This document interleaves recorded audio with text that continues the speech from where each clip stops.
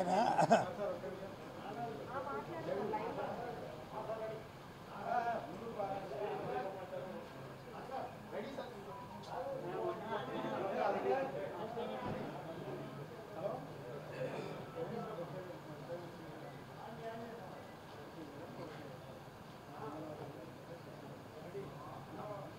అంగన్వాడీకి సంబంధించి ఏదైతే అంగన్వాడీ కార్యకర్తలు అలాగే వర్కర్స్ వాళ్ళు స్ట్రైక్ చేస్తున్నారో దానికి సంబంధించి యూనియన్ నాయకులందరినీ పిలిచి సమావేశం పెట్టడం జరిగింది.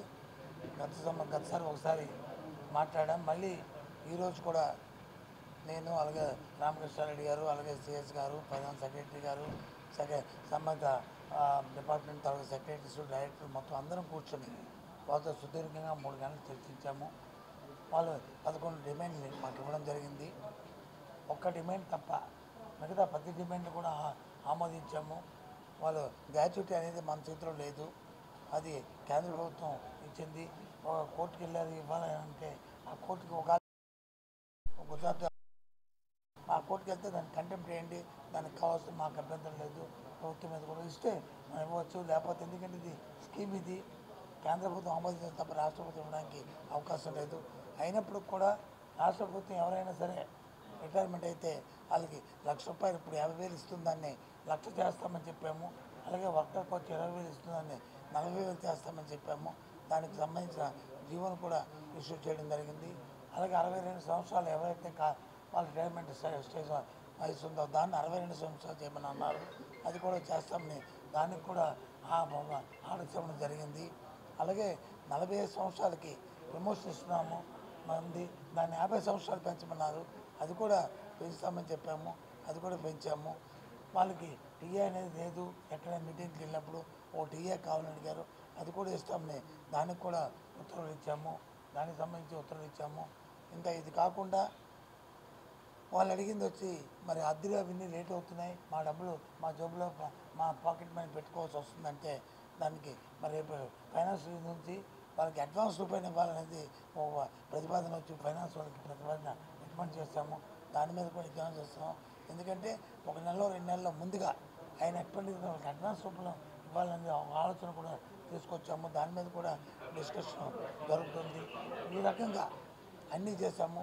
అయితే వేతనం దగ్గరికి వచ్చినప్పుడు మాత్రం వాళ్ళని రిక్వెస్ట్ చేశాము, మీరు కొంత సమయం ఇవ్వండి, ప్రభుత్వానికి సమయం ఇస్తే తప్పకుండా దాని మీద సానుకూలంగా స్పందిస్తామని చెప్పి రిక్వెస్ట్ చేశాము. దాంతోపాటు మరి సిఎస్ గారు అయితే ఒక మాట కూడా చెప్పారు, సంక్రాంతి వరకు మీరు దీన్ని వాయిదా వేసుకోండి, సంక్రాంతి తర్వాత మళ్ళీ కూర్చొని చర్చించుకొని దీని మీద ఓ నిర్ణయం తీసుకుందామని కూడా చెప్పడం జరిగింది. సానుకూలంగా స్పందిస్తానని నేనైతే ఊహిస్తున్నాను. దాంతోపాటు చెప్పాము, రేపు 1వ తారీఖు తర్వాత ఎవరైతే బాలింతలు కానీ మరి ప్రెగ్నెంట్ లేడీలు కానీ అంతేగాని ఉన్నారో వాళ్ళందరికీ 1వ తారీఖు తర్వాత జగనన్న మరి కిట్లు ఇవ్వడం అనేది అది ఉన్నది. కాబట్టి దయచేసి మీరు దానికి ఇబ్బంది లేకుండా ఉండాలి, మీరు జాయిన్ అయ్యి ఆ కార్యక్రమం చేయండి.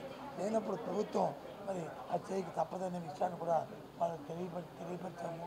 దాంతోపాటు బాలామృతం మరి వాళ్ళకి అందించాలి కాబట్టి ఆ కార్యక్రమం కూడా మరి దయచేసి చేయండి అని రిక్వెస్ట్ చేశాము. నేనల్లా దానికి ప్రత్యామ్నాయం చేస్తామని కూడా చెప్పాము. ఏదైనప్పటికీ కూడా ప్రభుత్వం సానుకూలతో సమగ్రంగా వాళ్ళందరితో కార్యక్రమం చేయాలనేదే ప్రభుత్వం ఆలోచన. ఎందుకంటే జగన్మోహన్ రెడ్డి గారు మా ప్రభుత్వం, ముఖ్యమంత్రి గారి ఆలోచన ఇది మహిళా పక్షపాత ప్రభుత్వం.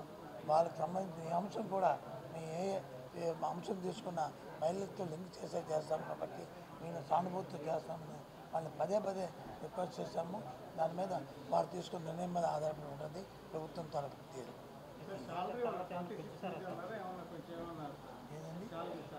ఏదండి గౌరవేతం పెంచమని వాళ్ళు డిమాండ్ చేశారు. మేము సమయం అడిగాము. సమయం అడిగిన తర్వాత వచ్చి కాదు ఇప్పుడు చెప్పి అప్పుడు వచ్చి మీరు పెంచుకుంటే మాకు ఎప్పటి నుంచో దాన్ని ఇవ్వండి అన్నారు. ఇది సమయం కాదని రిక్వెస్ట్ చేశాము. దాంతోపాటు ఇప్పుడు ఏమన్నామంటే ఈ పండగ వరకు నేను వాయిదా వేసుకోండి, పండుగ తర్వాత కూర్చొని అప్పుడు మనం డిస్కస్ చేద్దామని చెప్పేసి నేను రిక్వెస్ట్ చేస్తాను. మిగతావన్నీ అసలే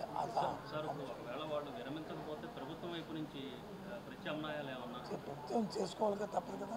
మరి బాలింతల్ని మనం ఉంచలేము కదా, మేము బెదిరించట్లేదు, మమ్మల్ని రిక్వెస్ట్ చేస్తాం. కొంచెం బెదిరించు అనేది ఎక్కడా లేదు.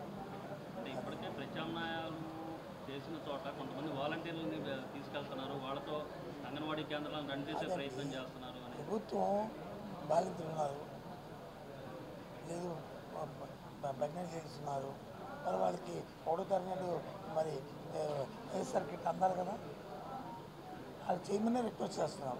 లేనప్పుడు మరి ప్రభుత్వం ఊరుకుంటే మరి వాళ్ళ పరిస్థితి ఏంటి? బాలామృతం పిల్లలకి ఇవ్వాలి కదా, ఇప్పటికే 2-3 రోజులు 4 రోజులు పెట్టాలి లేదు, మరి అందకపోతే వాళ్ళ పరిస్థితి ఏంటి?